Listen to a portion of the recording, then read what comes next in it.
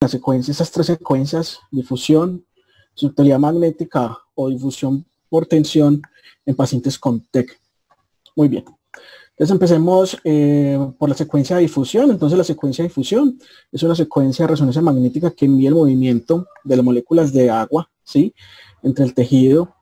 Da una imagen sobre la restricción a dicha difusión del agua, y cuando da, digamos, restricción, da una señal hiperintensa.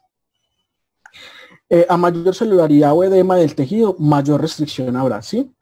Y lo otro es que la restricción está medida por el coeficiente de difusión, ¿sí?, que es un coeficiente matemático que se da pues como a la restricción que da esa secuencia.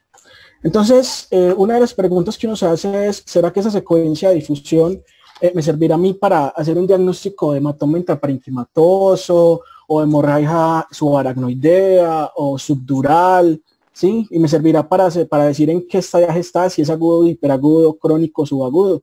Entonces, este estudio que les traje acá es un estudio que se hizo en el 2013. Es un estudio en donde se buscó determinar el uso diagnóstico de la difusión en hematomas intracraneanos y su capacidad para diferenciar los diferentes estadios de los mismos, ¿cierto?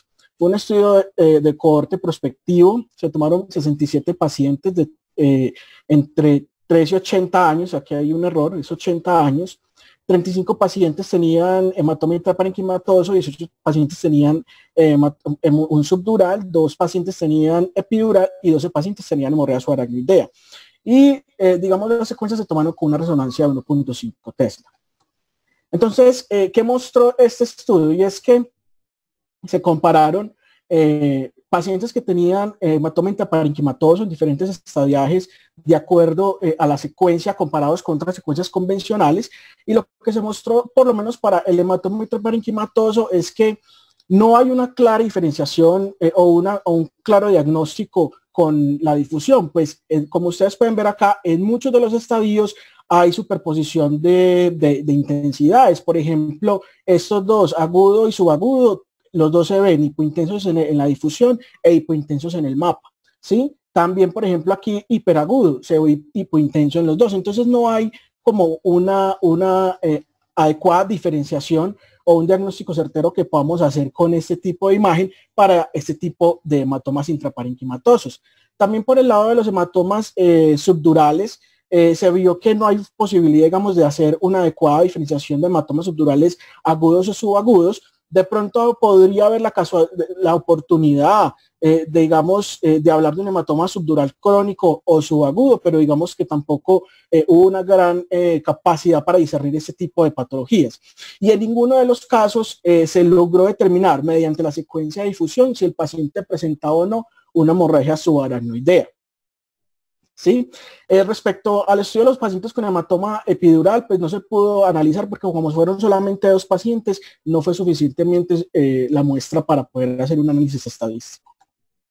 Entonces, las conclusiones de este estudio es que si bien los hematomas intraparenquimatosos en su mayoría son hipointensos en la difusión, dada las concentraciones de hemosiderina, desoximoglobina y metaglobina, no se permite hacer una adecuada diferenciación respecto a la cronicidad de estos, pues al estado en el que están. Sí, y lo otro es que la secuencia de difusión no es para nada sensible para uno ver hemorragia subaracnoidea, es decir, por este método no es posible ver este tipo de sangre. Muy bien, pero entonces, si la difusión no nos sirve para ver hematomas intraparenquimatosos, subdurales, extradurales, hemorragia subaracnoidea, ¿para qué nos puede servir? Este estudio lo que nos va a evaluar es mirar cuál es la capacidad que tiene una secuencia de difusión para evaluarme pacientes con trauma craneoencefálico que tienen daño axonal difuso. ¿Sí? Entonces lo que se buscó fue comparar la capacidad de la secuencia de difusión con secuencias convencionales para detectar nuevas lesiones que no relacionadas con el daño axonal difuso que no se hayan visto en otras secuencias convencionales como el T1, el T2, el ecogradiente o el FLAIR. ¿Sí? Fue un estudio retrospectivo, se recopilaron imágenes de 25 pacientes, ¿sí? Y las imágenes se tomaron a las 48 horas del ingreso de los pacientes. Y vuelvo, la resonancia se tomó, fue una resonancia de 1.5 Tesla.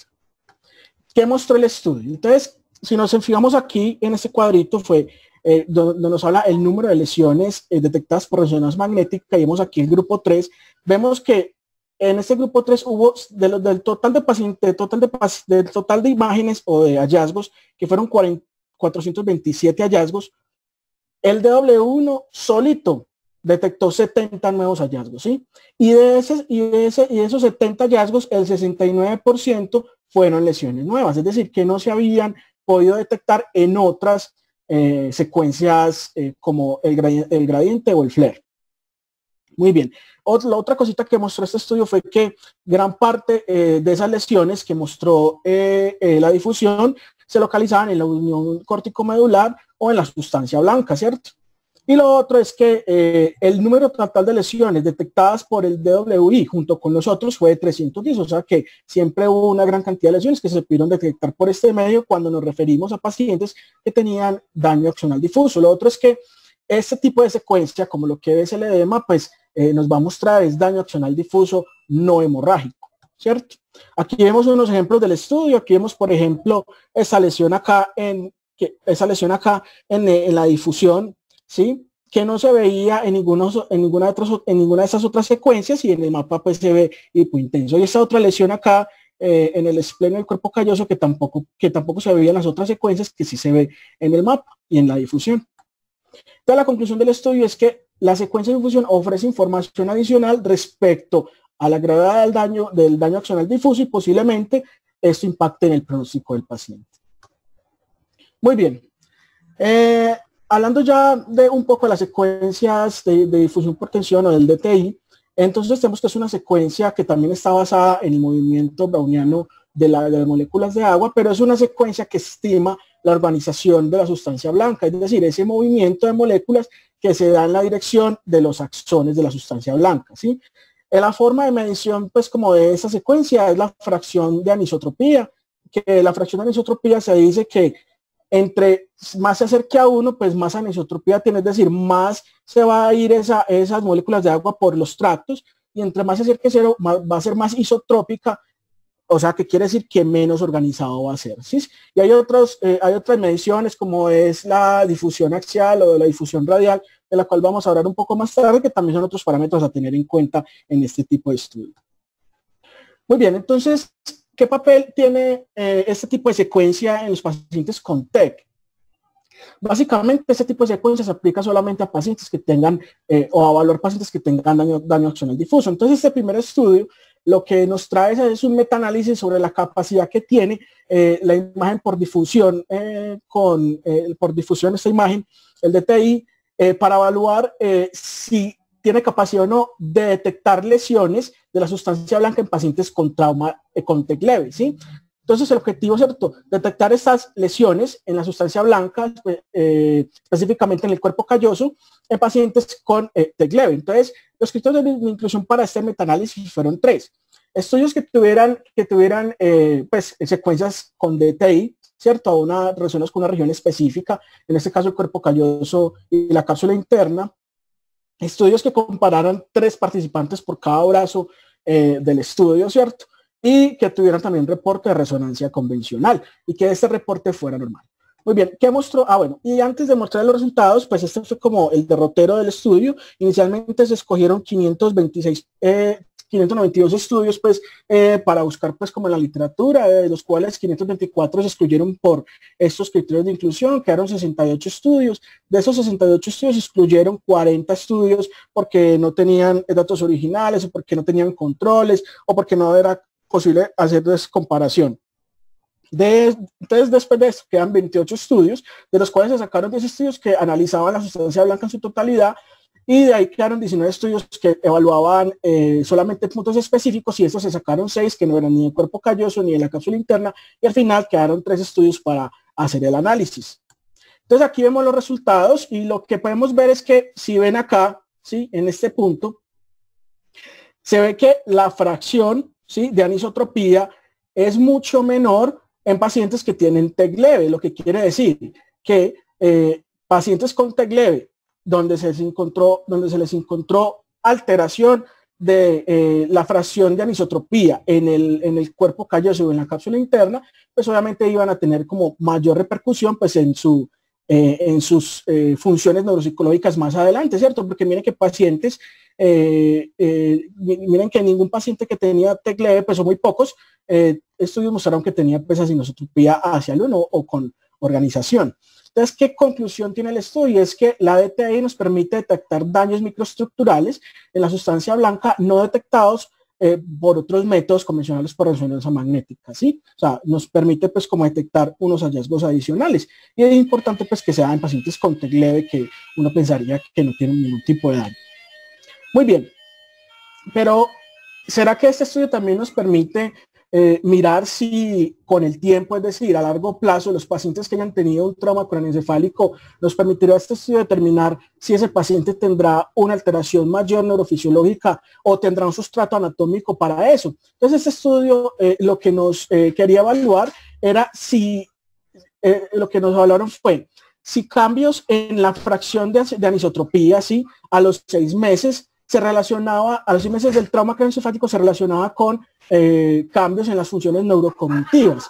Y para eso también evaluaron a los 6 meses lo que fue la difusión radial y la difusión axial, que la difusión axial nos habla de daño mielínico y la fusión radial nos habla de daño axonómico, ¿sí? Entonces evaluaron 20 pacientes con TEC leve, 17 pacientes con TEC moderado y 18 pacientes como control. Fue un estudio prospectivo, la resonancia se utilizó un 3 Tesla. Esta tabla 1 que les quiero ver, que les quiero mostrar, simplemente les quería mostrar era que posibles sesgos pues se controlaron, ¿cierto? Mire que la edad de los 3 grupos, tanto pacientes que eran controles como con TEC leve o TEC moderado o severo, pues era una edad parecida, ¿sí? Y el número de años de educación que tuvieron también era muy parecido, 16 años en promedio para todos. Y el score de premorbilidades también era muy parecido para los 3 grupos, o sea que digamos que era el TEC el que nos definía ese tipo, el cambio no, y los hallazgos de la resonancia, el cambio no en las capacidades neurocognitivas del paciente.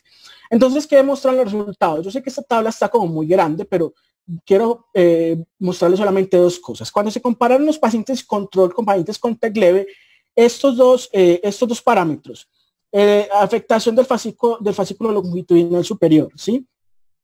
Y el tracto corticoespinal se vieron afectados, es decir, la fracción de anisotropía se vio afectada en estos 2 parámetros cuando se comparó con el control, o sea que a los 6 meses, en los pacientes con TEC leve había alguna proporción de pacientes que tenían afectación de estas 2 estructuras de la sustancia blanca. Y miren en los pacientes que tenían TEC moderado o TEC severo comparados con el control, como cada una de todas, ¿sí? Los diferentes estructuras de la sustancia blanca se vieron afectados, es decir, cada una de estas mostró que el factor de anisotropía, la fracción de anisotropía era diferente o se había modificado respecto al grupo control, ¿sí?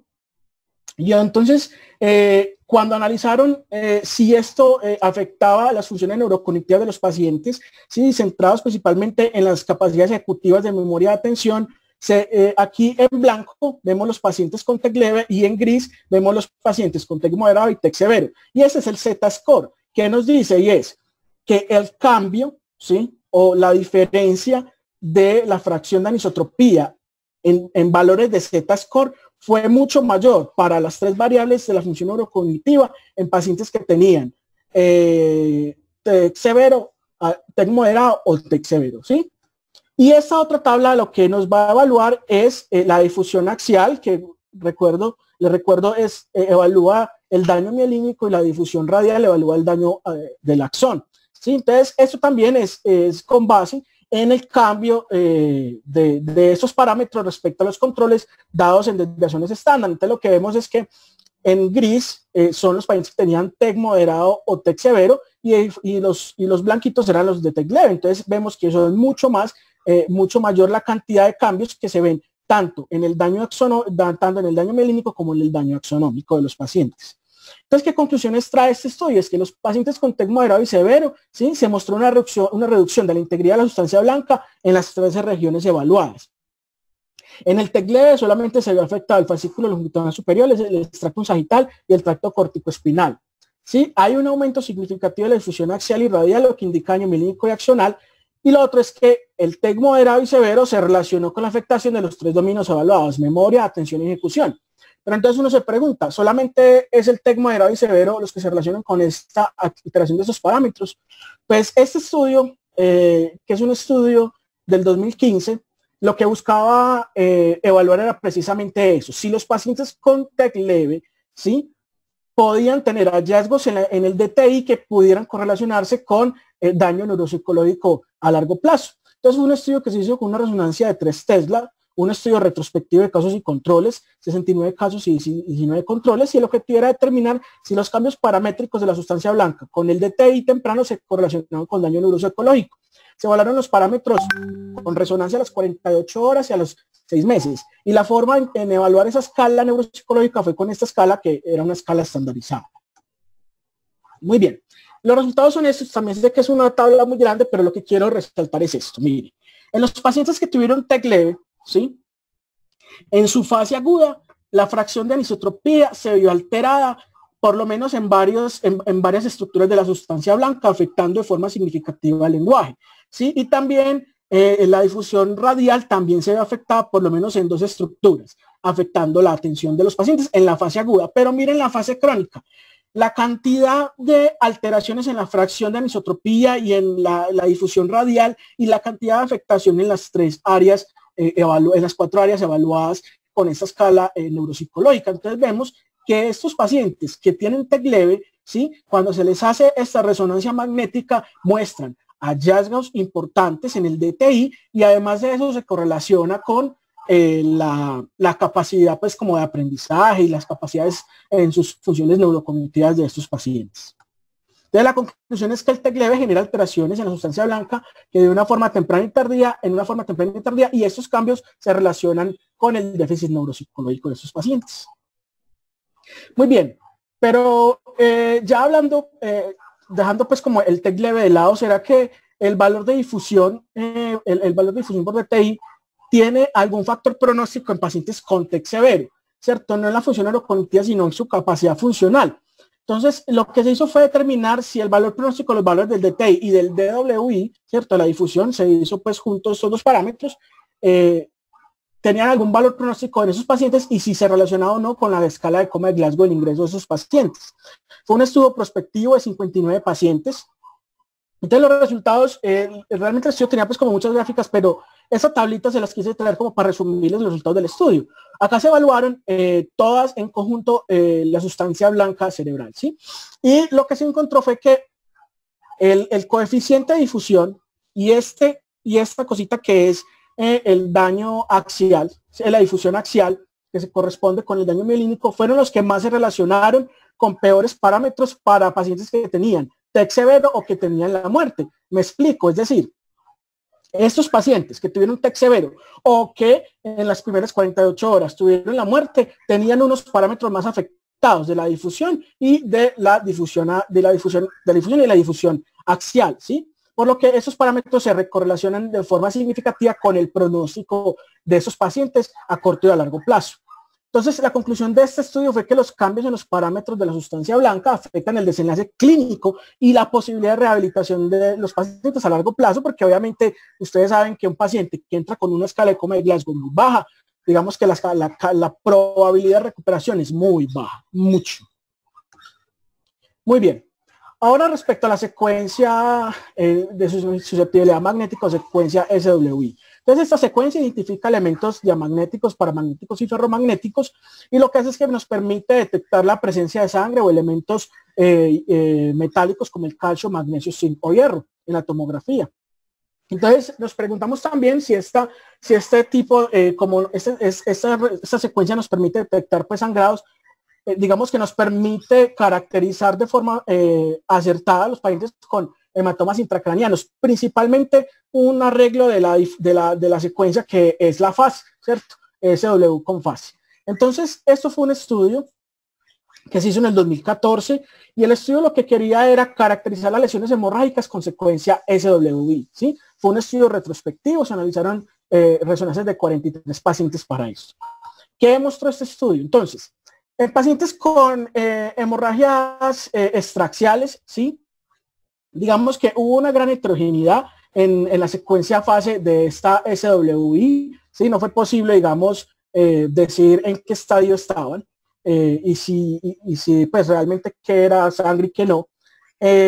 A nivel de los hematomas intraparenquimatosos también hubo también muchos artefactos que, digamos, impedían hacer un adecuado análisis de estos, y pues también fue muy difícil, pero lo que sí se mostró fue que la hemorragia subaracnoidea sí era muy visible en ese tipo de secuencia y pues sí era, digamos, sensible para detectarla.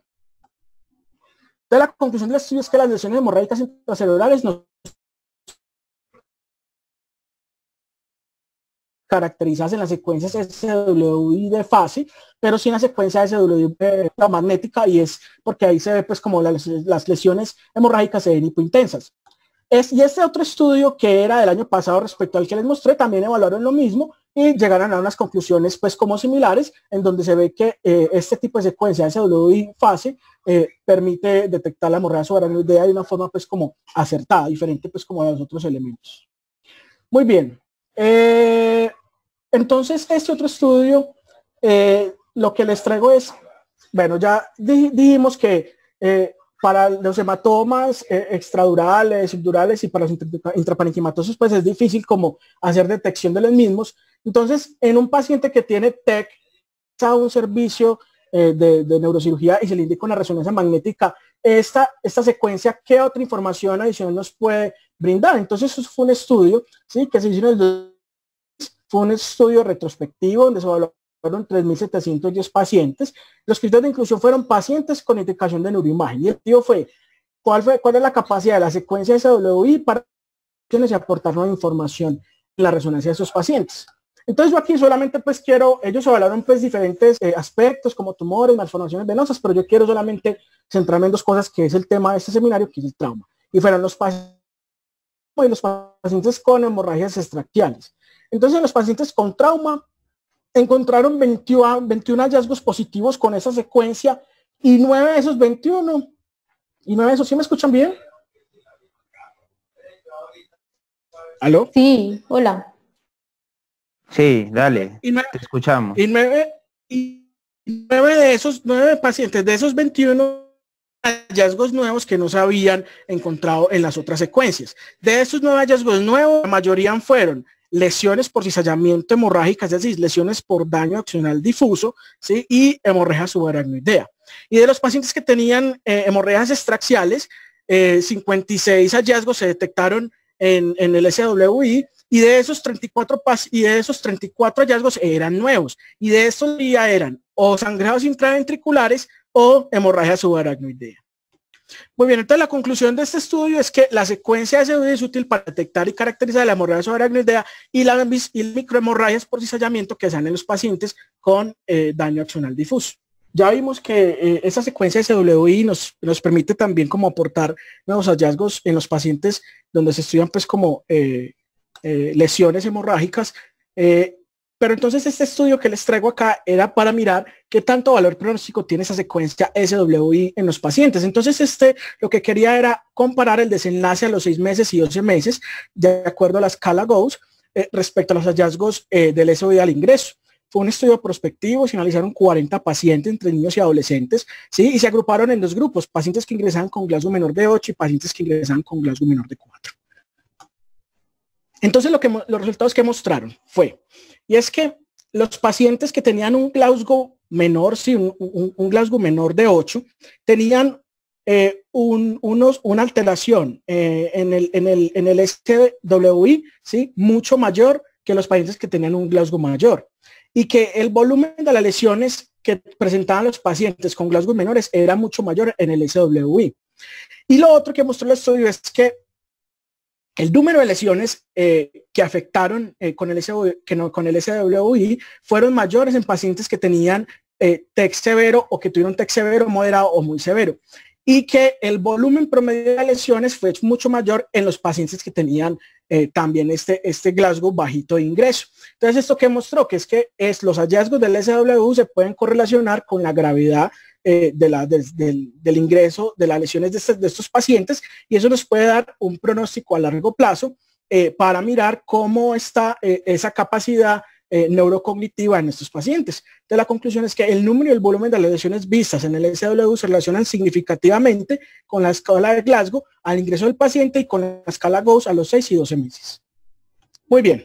Y como conclusiones a este seminario tengo dos conclusiones grandes. Lo primero es que esas secuencias podrían tener algún papel en el análisis de la severidad y establecer un pronóstico en pacientes con daño axonal difuso. Y lo otro es que también estas secuencias podrían establecerse como un factor pronóstico para desarrollar síndrome postconcusional en pacientes con TEC leve, aunque posiblemente no sea una medida costo efectiva. Y bueno, esta era pues como la charla que les traía.